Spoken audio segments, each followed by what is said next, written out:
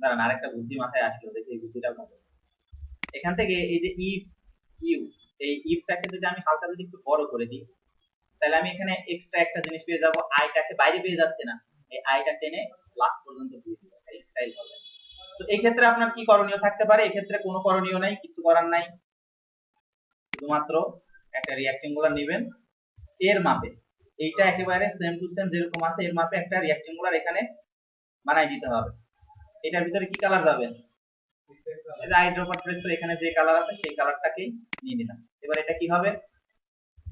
Control T press করে বড় করে দেন।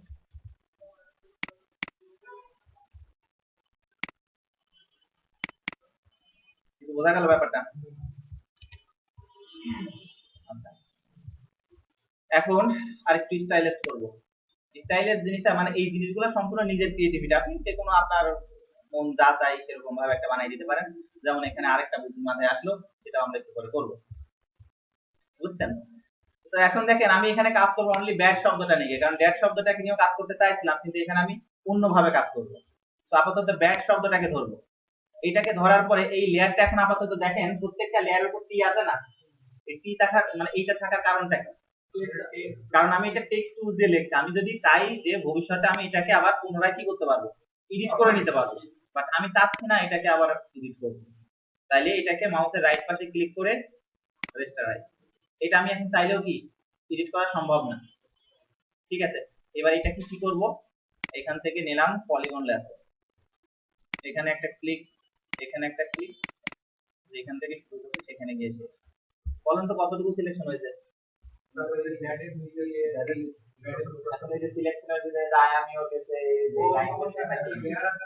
হ্যাঁ, আমাদের যে লেয়ারের উপর থাকবো বিষয়টা দেখা লাগবে। আমি এখানে ব্যাট শব্দটাকে অর্ধেক করবো, তাহলে control x, control V, control x তে কাট, কন্ট্রোল ভি তে পেস্ট, আর যেটা পেস্ট হয়েছে এটা অটোমেটিকলি ওর জন্য আলাদা নতুন লেয়ার সে অটোমেটিকলি নিয়ে নেবে। তো মুভ টুলসটা নিয়ে নিজের মতো করে এবার অ্যাডজাস্ট করেন। এখন কি করতে পারি, এখানে এক একটা কালার এক এক রকম করতে পারি। মনে করেন এটাকে ধরলাম, কন্ট্রোল ইউ প্রেস করে কালার চেঞ্জ করি,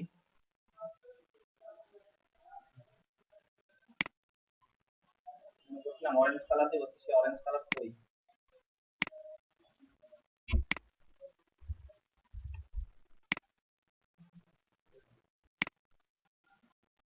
অনেক কষ্টে কন্ট্রোল ইউ কন্ট্রোল বি এগুলো প্রেস করে অরেঞ্জ কালারের সাথে একটু নিয়ে আসতে পারলাম। কিছু বুঝলেন?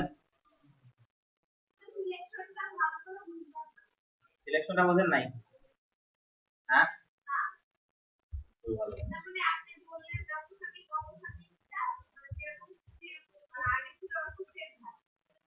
যেমন দেখেন এখানে এই দুইটা শব্দ আমি লিখলাম, লিখছি এরকম দেখাচ্ছে,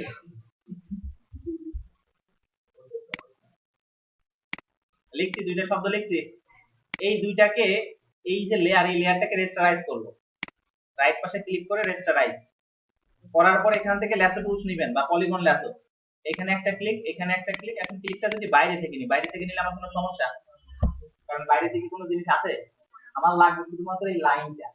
এখন কন্ট্রোল এক্স করলে কি হবে, কাট হয়ে গেল, আর কন্ট্রোল ভি করলে অটোমেটিক্যালি পেস্ট হয়ে যাবে। তারপরে মুভ টুলসটা নিয়ে এটা জায়গার দিন জায়গায় আবার অ্যাডজাস্ট করে বসাই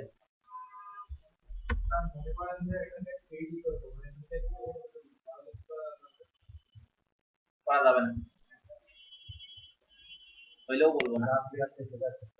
এখন দেখেন এইটার উপর আমরা একটা শ্যাডো ক্রিয়েট করব। ড্রপ শ্যাডো কিভাবে দেয়? ড্রপ শ্যাডো নিয়ে দেয়ার সিস্টেম দেখানো হয়েছিল নাকি? ড্রপ শ্যাডো, ড্রপ শ্যাডো বলতে যেমন মনে করেন আমি যদি এখানে আঙুলটা যদি রাখি তাহলে আমার আঙুলের নিচে একটা শ্যাডো থাকবে। এই শ্যাডোটা কিভাবে, মানে নিচের দিকে যে শ্যাডো থাকবে সেটা কিভাবে?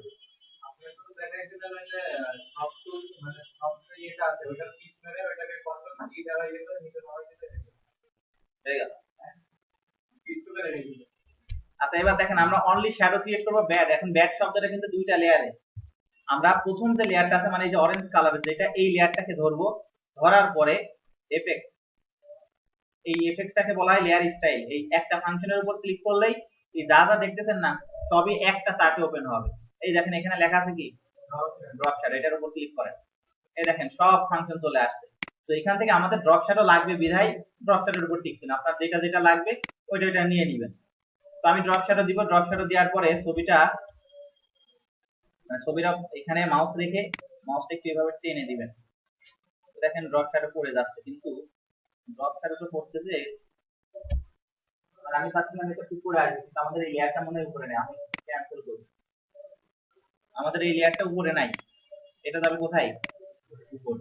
মানে উপর নিচে বলতে কি, এইটা যেমন দেখেন এইটা ছিল উপর, লেয়ারটা অবশ্যই এই শব্দটা যেটাতে আমরা ড্রপ শ্যাডো ইউজ করব সেটা উপরে যাবে, উপরে করার পরে তারপরে ড্রপ শ্যাডো। এখন দেখেন মাউসটা যদি এখানে যদি একটু টেনে দিই তাহলে ড্রপ শ্যাডোটা বোঝা যাবে। সাইজ, অর্থাৎ সাইজটাকে একটু বাড়াই দিই। দেখেন বিষয়টা কেমন বোঝাচ্ছে।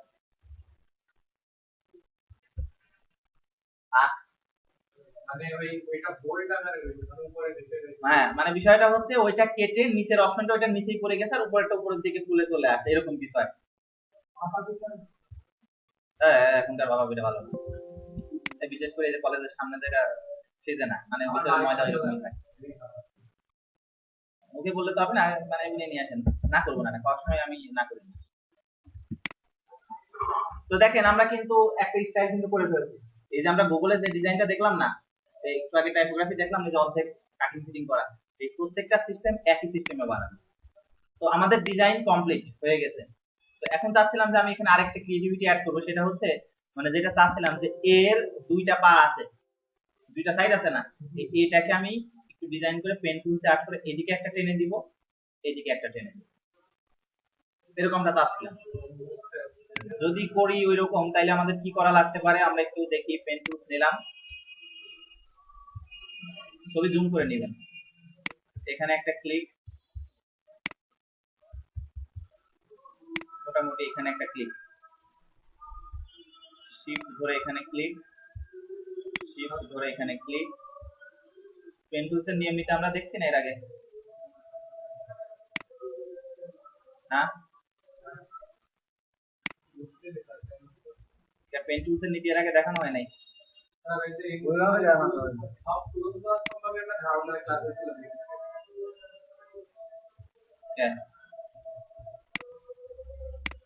ধারণা ছিল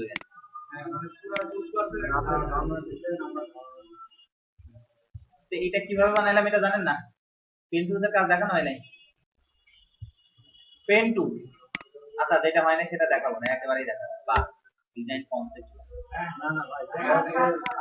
না, কারণ পেন টুলসটা হচ্ছে প্রফেশনাল। এই পেন টুলস হুট করে একটা কাজে দেখলাম আর পেন টুলস শিখে গেলাম, এই এক পেন টুলস দিয়েই মানে যত রকমের ডিজাইন আছে গ্রাফিক্সের জগতে, যা ডিজাইন বলেন আমরা, মানে আমরা যেটাকে ডিজাইন বলি, প্রত্যেকটা ডিজাইন করতে গেলে পেন টুলস লাগবেই। পেন টুলস ওই এমটা টুলস বার না যে আজকে দেখাই দিলে আমার শেষ হয়ে যায়। ঠিক আছে, এইদিকে যা যা এতদিন ধরে দেখে আছেন এগুলো এডিটিং এর টুলস বার, ওই জন্য পেন টুলস নিয়ে আলাদাভাবে প্রফেশনাল ভাবে ক্লাস হবে, কারণ পেন টুলস এমন একটা টুলস আর এটা সর্বোচ্চ প্রফেশনাল। ঠিক আছে, আমরা এখানে দেখতেছি এটা পেন টুলস, আর এই যে বিশেষ করে পেন টুলস, টেক্সট টুলস, আর নিচের দিকে যে শেপ টুলস, এই যে জিনিসগুলো দেখতেছেন না, মানে সারা পৃথিবীতে গ্রাফিক্স ডিজাইনের ক্ষেত্রে যত ডিজাইন আছে সবই বানানো ওই তিনটা টুলস বার দিয়ে। মানে এমন কোনো ডিজাইন নাই বা এমন কোনো অপশন নাই যেটা এই তিনটা টুলস বারের বাইরে বানানো যাবে। ব্যাপারটা বুঝলেন? এটা ফটোশপের নিচেই আছে, তার মানে এই না যে কোনো ডিমান্ড নেই। অ্যাডোবি ইলাস্ট্রেটরে যান, দেখেন এই তিনটাই সবার উপর, আর এই তিনটা ছাড়া কোনো ডিজাইন হবে না। গ্রাফিক্সে যতগুলো সফটওয়্যার আছে, Adobe Illustrator, Adobe Photoshop, CorelDRAW, Macromedia, প্লাস্টিনা, যা দিয়ে যা আছে প্রত্যেকটাতেই ওই pen tools, shape tools, text tools থাকবে। বুঝলেন?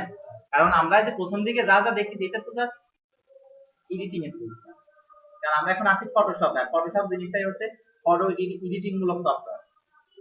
তো পেন টুলসটা ঠিক আছে, আমরা পরবর্তীতে দেখি। তো এই যে দেখেন আমাদের ডিজাইনটা কিন্তু হয়ে গেল। আপাতত এখানে আমরা আর কোনো কিছু করবো না, এটা একটা টি শার্টের উপর বসাই দিলেই টি শার্ট ডিজাইন হয়ে যাবে। আরেকটু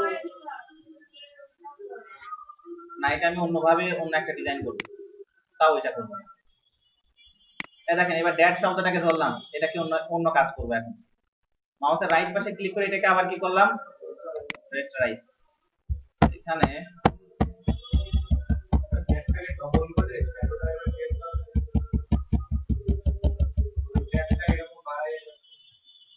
সেম কাজ, আগে সেম কাজটা করে নিই, তারপরে দেখেন স্টাইল বাড়াই দিই।